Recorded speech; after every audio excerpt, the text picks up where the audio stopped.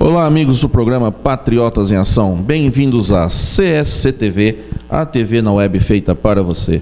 Hoje estamos recebendo aqui em nossos estúdios a delegada do NUCRIA da cidade de Maringá, doutora Karen. Doutora Karen, seja bem-vinda ao programa Patriotas em Ação. Bom dia, Marcelo. Doutora, essa semana, uma semana tensa, mas queria falar para você que o nosso programa aqui, ele é um programa de muita informação e não é um programa sensacionalista. Então nós vamos conversar aqui a respeito exclusivamente do que é o NUCRIA e a sua ação dentro do NUCRIA, certo? Primeiramente eu queria que você se apresentasse para o pessoal de casa. Quem é a doutora Karen? Eu sou natural de Curitiba, né? Vim para o Vale do Ivaí em 2016, quando tomei posse como delegada de polícia. Trabalhei na 17ª Subdivisão Policial, juntamente com o Dr. Jacovós, né, que era meu chefe à época. Fiquei lotada em São João do Ivaí, Lunardelli, Godoy Moreira, durante 2 anos. Obrigado. Eu vou mandar um abraço para o Dr. Jacovós, que convidou a amiga Karen para estar aqui no nosso programa. E vamos mandar um abraço também para a Larissa e a Célia, lá do NUCRIA, psicóloga e escrivã. Um abraço para vocês, amigas. Grandes profissionais. Então vamos lá.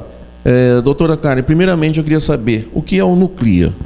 O NUCRIA é o Núcleo de Proteção à Criança e Adolescente Vítimas de Crime. Nós temos um decreto que regulamenta a atuação do núcleo, né? Então nós investigamos ali a maior parte dos crimes. Tratam-se de crimes de estupro, estupro de vulnerável, abandono de incapaz e também lesão corporal qualificada pela violência doméstica. São os casos de maior incidência no núcleo. Certo. E você é delegada lá no NUCRIA, mas você não trabalha sozinha. Quem são os profissionais que fazem parte do NUCRIA no atendimento às crianças e adolescentes? Nós temos uma equipe bem qualificada, né, desde a inauguração do NUCRIA, em 26 de junho do ano passado. Contamos com policiais qualificados e que vestem a camisa. Então nós temos lá a psicóloga Célia, que já está há anos na Polícia Civil. Temos a psicóloga Patrícia, que veio agregar, que é nova no NUCRIA, mas que está desempenhando um trabalho maravilhoso. Também temos a investigadora Sandra e o investigador Everton, que não medem esforços para que consigamos aí agilizar o andamento dos inquéritos. Temos a nossa estagiária Bruna, que também tem desempenhado um papel muito importante, e a nossa escrivã Larissa, que trabalha inclusive em dias de folga e não mede esforços aí para dar andamento aos nossos trabalhos. O delegado Jacovós, quando ele esteve aqui e deu a entrevista dele, ele falou da importância do escrivão, que é um papel fundamental dentro de uma delegacia. Cara, está chegando as perguntas dos amigos aqui de casa, e uma das perguntas é: toda cidade tem NUCRIA ou somente cidades polo? Não, nós contamos com o NUCRIA em Curitiba, em Londrina, em Foz do Iguaçu, em Cascavel e em Maringá, né, que foi implantado no ano passado. Os casos do NUCRIA antes eram levados à Delegacia da Mulher. Então nas cidades pequenas que não tem NUCRIA, continua na Delegacia da Mulher, ou passa para onde não tem Delegacia da Mulher, vai para a Delegacia, Polícia Militar, como que ocorre? Isso, nós temos também Paranavaí, né, que tem algumas cidades que atua a Delegacia da Mulher juntamente com o NUCRIA. E comarcas, por exemplo, como a que eu atendi anteriormente, São João do Ivaí, a comarca engloba, né, acaba atendendo ali todos os crimes, também os que envolvem criança e os demais. Certo. Dúvida aqui do cidadão: como o cidadão pode fazer uma denúncia hoje no NUCRIA? O cidadão pode se dirigir ao NUCRIA, que fica na Rua dos Jasmins, número 408, no Jardim Maravilha. Também pode fazer uma denúncia anônima através do Disque 181, do Disque 180 também. Para quem não conhece bem Maringá, desce a Mandacaru, passa em frente à nona SDP, esquerda novamente, e sobe.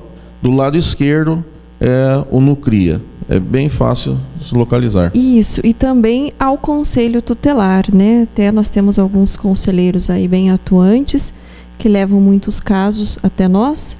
E até é importante, né, ressaltar aí a questão dos professores, que muitas denúncias chegam através de professores das redes estaduais, municipais, até de escolas privadas, que verificam que crianças que sofrem violência no âmbito doméstico, como abusos e lesões também, muitos professores conseguem identificar e levam os casos para nós no NUCRIA. Certo. Como que funciona então essa parceria Conselho Tutelar NUCRIA? Porque muitas denúncias, por exemplo, eu mesmo, professor, eu conheci o NUCRIA esse ano, não sabia que existia, certo? Para mim, todas as informações a respeito disso iria para o Conselho Tutelar. Como que funciona essa parceria Conselho Tutelar NUCRIA? Porque muitas informações vão direto para o Conselho Tutelar. Quando o conselheiro resolve que uma determinada situação tem que ser resolvida pelo NUCRIA? Na verdade, assim, sempre que se tratar de crime, o NUCRIA deve ser notificado, né? Nós também recebemos aí muitas notificações do Hospital Universitário, que também tem feito um excelente trabalho, né, junto aí às crianças e adolescentes vítimas de crime, e encaminham para nós notificações. Então, havendo crime, há um protocolo de atendimento em que as escolas, o Hospital Universitário devem comunicar o NUCRIA e também aí o Conselho Tutelar. Então, né, o Conselho, havendo crime, tem a obrigação de encaminhar ao NUCRIA. Certo. Então, nessa situação, Karen, o que seria um crime quanto menor? Por exemplo, um pai dá uma surra num filho. Poderia ser considerado um crime e ir para a NUCRIA? Ou só aquele negócio que começa um espancamento, abuso sexual? O que vai resolver o NUCRIA? Então, lá nós temos muitos casos de lesão corporal qualificada pela violência doméstica, que nesse caso não é termo circunstanciado, e sim seja instauração de inquérito policial. O que nós verificamos é que muitos pais se excedem no dever que tem ali, né, de corrigir a criança e acabam assim batendo e chegando a causar lesões, marcas. Então, ele certamente será indiciado porque ele excedeu no dever dele que ele tem ali de educar e de cuidar. Diferente de dar uma palmada, às vezes vai lá, às vezes a criança, eu dei uma chinelada, mas uma chinelada no rosto. A criança chega com uma lesão no rosto, o inquérito será instaurado. Certo, cara. Chegando mais uma pergunta aqui. Postar e compartilhar fotos de crianças e adolescentes em situação vexatória ou sexual implica em que crime? Então, essa questão de compartilhamento de imagens pornográficas envolvendo criança e adolescente está tipificada em lei, né? Prevê pena de 1 a 5 anos. Até é importante destacar que no ano passado nós fizemos uma operação aqui em Maringá, juntamente com os outros NUCRIAs. Foi uma operação, na verdade, nacional, em que pedimos mandados de busca e apreensão para que nas residências se verificasse aí se no computador havia armazenamento de imagens pornográficas ou se em algum momento teve o compartilhamento, sendo que teve um sujeito que foi preso, né, que foi identificado, e outros inquéritos também foram instaurados para averiguar essa situação. Quando é comprovada essa situação, o sujeito ele vai ser encaminhado para a delegacia, certo? Aí, qual que é o procedimento após ele estar na delegacia? Ele vai para um juiz, acontece uma investigação, ele vai para o juiz. Qual é a pena que uma pessoa dessa pega de estar compartilhando poses de criança em situação vexatória ou sexual? Nesse caso foi instaurado inquérito, os computadores foram apreendidos, nós dependemos daí da perícia, né, do Instituto de Criminalística, que vai constatar ali se houve ou não o compartilhamento. Então, havendo, nós indiciamos e encaminhamos ao Poder Judiciário. É o juiz que vai resolver. Isso, passando inicialmente pelo Ministério Público, né, que vai oferecer a denúncia ou não. É bom você esclarecer isso, porque os amigos de casa têm dúvida como que é a sequência do trabalho da polícia, desde quando chegou no Conselho Tutelar do Nucria e até onde termina. Mais uma pergunta aqui, Karen. Quando um menor coloca em risco outro menor, o Nucria é acionado ou apenas o Conselho Tutelar? Na verdade, se um menor pratica algum crime em face de outro menor ou de outra pessoa, nós temos a delegacia do adolescente em Maringá, que fica junto com a delegacia da mulher. Então, ele pratica, na verdade, um ato infracional, né, e não um crime. E diante da prática desse ato infracional, ele é encaminhado à delegacia do adolescente. E quando, então, vai ser marcada também uma audiência junto ao promotor de justiça. Por isso que muitas pessoas estão lutando aí na política para diminuir a idade penal. Por causa que muitas pessoas ficam revoltadas, porque um adolescente ou de 16 anos, ele sabe o que está fazendo.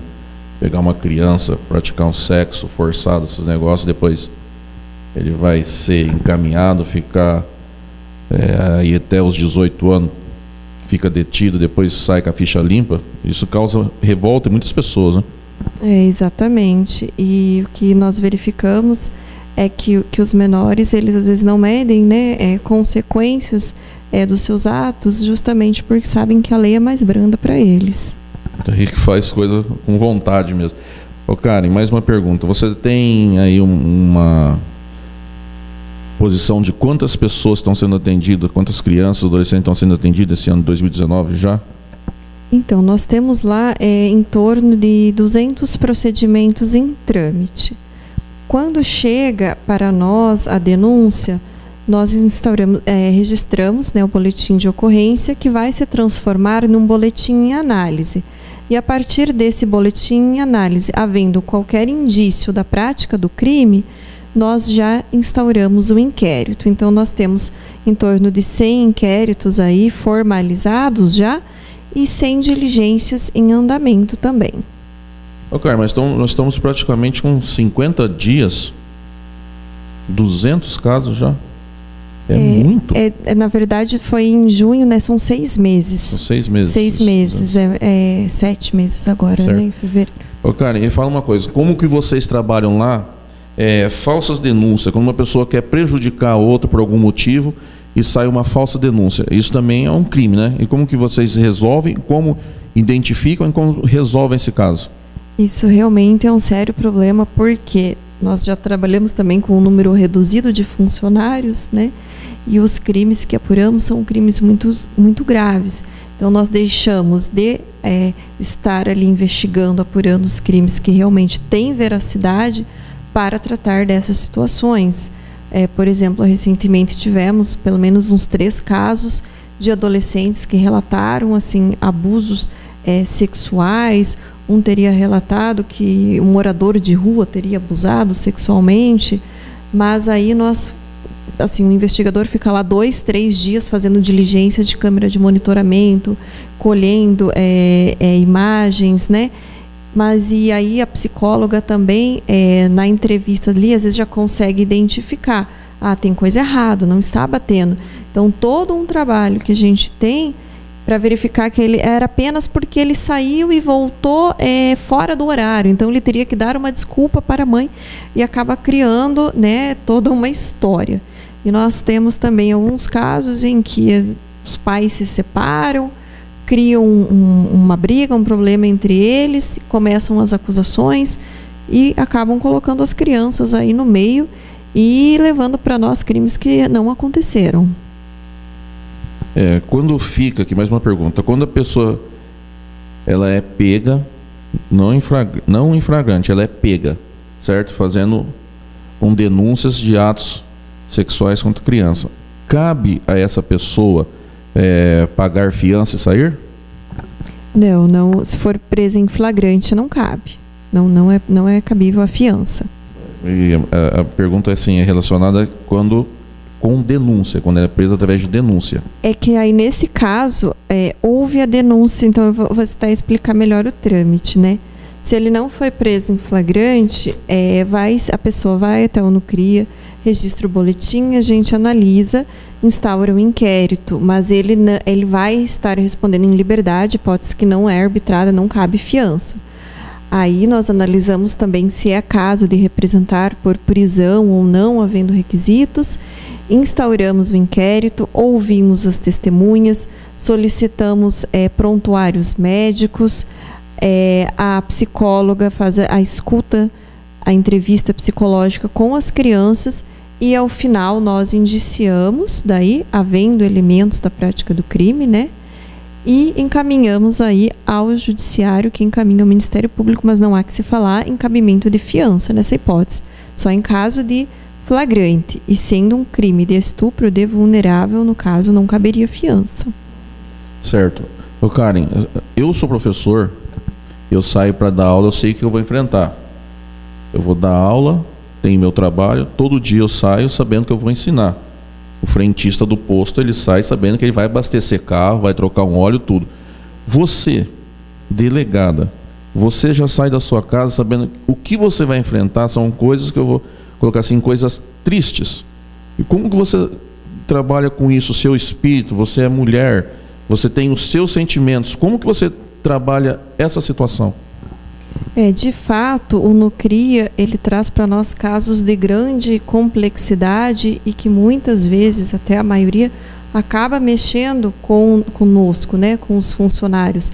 Nós até demoramos mais com o inquérito porque nós conversamos muito sobre os temas, sobre as situações e não tem como a gente acabar não se sensibilizando com as situações, né? Até as psicólogas relatam situações em que elas ficam emocionadas, que as crianças ou adolescentes relatam: ai, que bom que eu vim contar para você, que bom que eu consegui desabafar, eu estou melhor agora, ou outro dia eu quero te convidar para o meu aniversário porque eu gostei de vir aqui conversar com você, né? Então, assim, a gente percebe, e o NUCRIA, como ficou uma delegacia muito aconchegante, as pessoas não é aquele lugar tumultuado, a criança vai ser atendida numa salinha em separado, então tem toda uma estrutura para realmente receber, e as crianças e os adolescentes que chegam lá são bem recebidos e se sentem à vontade.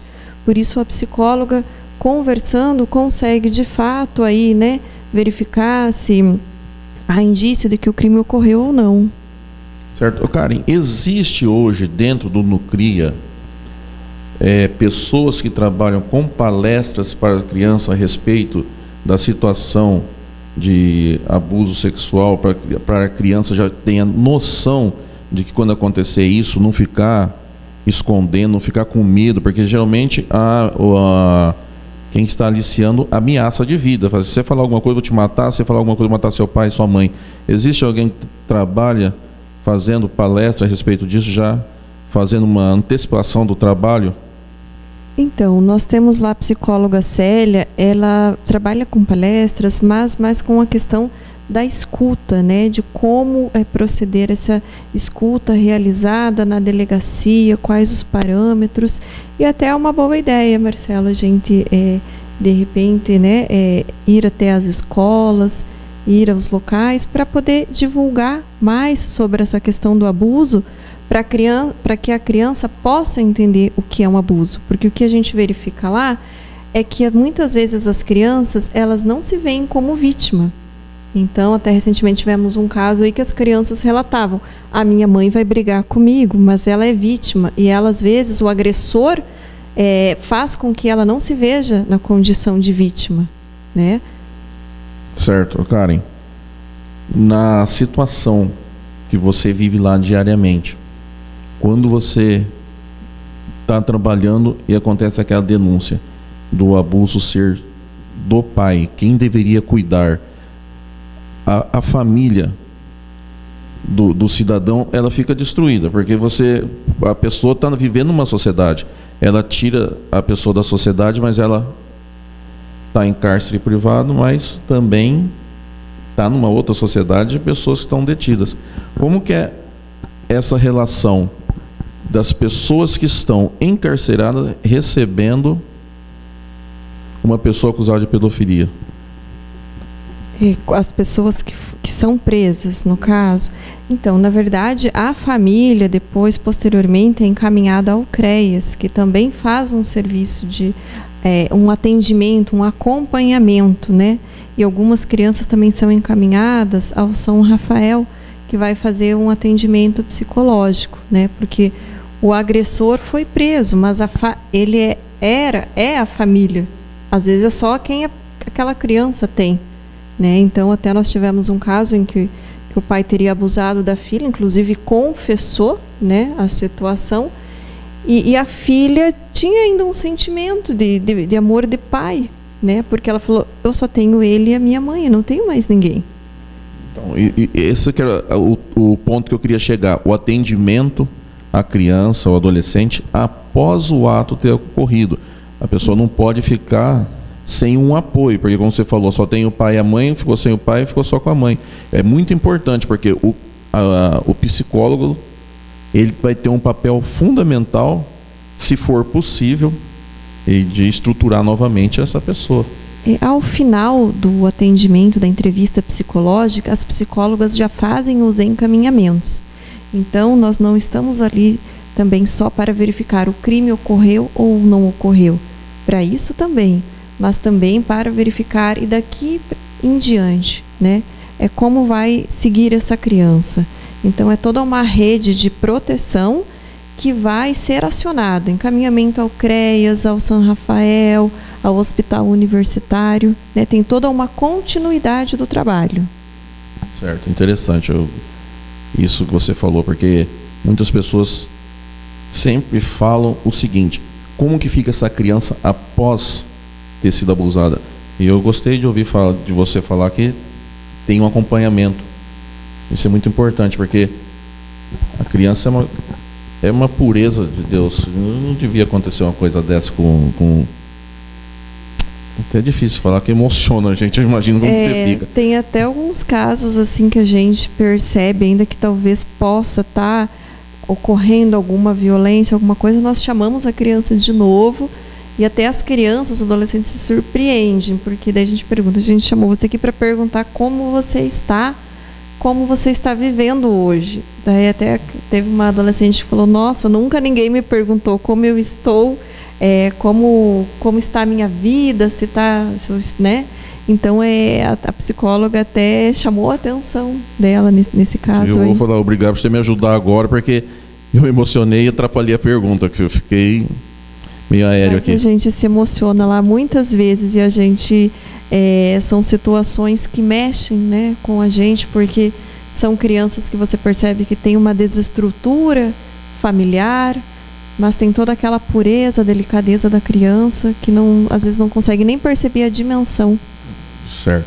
Agora o nosso programa chegou ao final. Então você vai convidar agora a Célia e a Patrícia, as psicólogas, para vir aqui para dar uma entrevista para nós. Nossas psicólogas que podem vir falar mais sobre a questão da prevenção, de como identificar casos de abuso, né? Falar um pouco do trabalho delas lá no Nucria, da escuta especializada.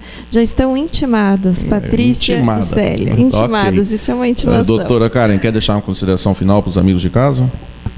Mandar um abraço para todo mundo e aproveitar então para finalizar agradecendo aos meus funcionários lá do Nucria, que são profissionais dedicados, competentes, que vestem a camisa, que temos conseguido desempenhar um bom trabalho e graças ao trabalho em equipe. Ok, muito obrigado pela sua presença, sei que seu tempo é corrido, muito obrigado. Eu que agradeço, Marcelo, estamos à disposição sempre. O programa está à sua disposição, quando precisar de alguma informação, só nos comunicar que será bem-vinda. Muito obrigada. Amigos do programa Patriotas em Ação, essa, doutora Karen, delegada do Nucria Maringá. Um abraço e até o próximo programa.